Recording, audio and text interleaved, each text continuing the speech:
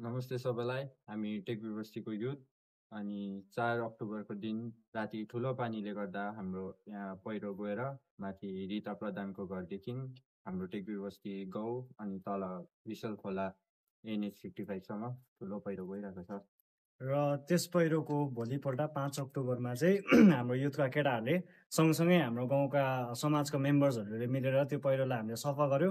यो सफाइको कार्यक्रम एकदम एक डेढ दिनसम्म भयो र एक डेढ दिनसम्म हामीले त्यो सफा गरेर हामीले रेस्क्यु सेल्टर रिलिफ क्याम्पहरू पनि बनायो। र त्यसपछि जस्तै अब हिजो 8 तारिक होइन, 8 तारिकको दिन हाम्रो एसडिओ सर आउनुभयो, अन्त म्युनिसिपालिटीबाट एक्जिक्युटिभ अफिसर आउनुभयो, अन्त हस्पिटलबाट पनि आउनुभयो है। सबैजना आएर एकपल्ट मजाले भिजिट गरिदिनु भयो हाम्रो जति पनि ल्यान्डस्लाइड भएको जग्गामा र हाम्रो जति पनि अब भत्केको घरहरू छ भनौँ है, त्यहाँनिर भिजिट गरिदिनु र उहाँहरूले अब एउटा पर्मानेन्ट अब कहिले गर्नुहुन्छ है, अब के गर्नुहुन्छ उनीहरूले एउटा समय तोकेर भन्नुभएको छ हामीलाई। र अहिले घरि त हामीले चाहिँ हामी युथको तर्फबाट हुने एउटा टेम्पोररी सल्युसन है, हामीले चाहिँ बाँसको तपाईँको केही अब हदको लागि पहिरोलाई रोकथाम गर्नुको लागि हामी भोलि बाँसबाट सानो सानो ब्यारेकेडहरू जस्तो गरेर बनाउनु गइरहेछौँ।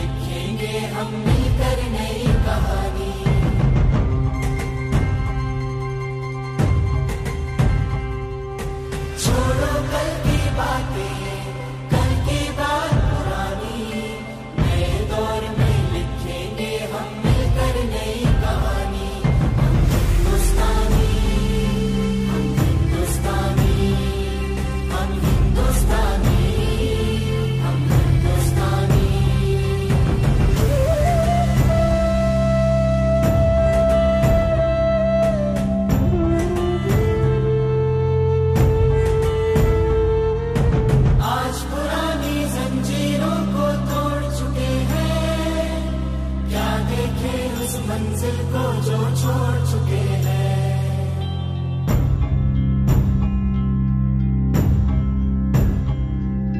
चांद के दर पर जा पहुंचा है आज जमाना, नए जगत से हम भी नाता जोड़ चुके हैं। नया खून है, नई उमंगे, अब है नई जवानी, हम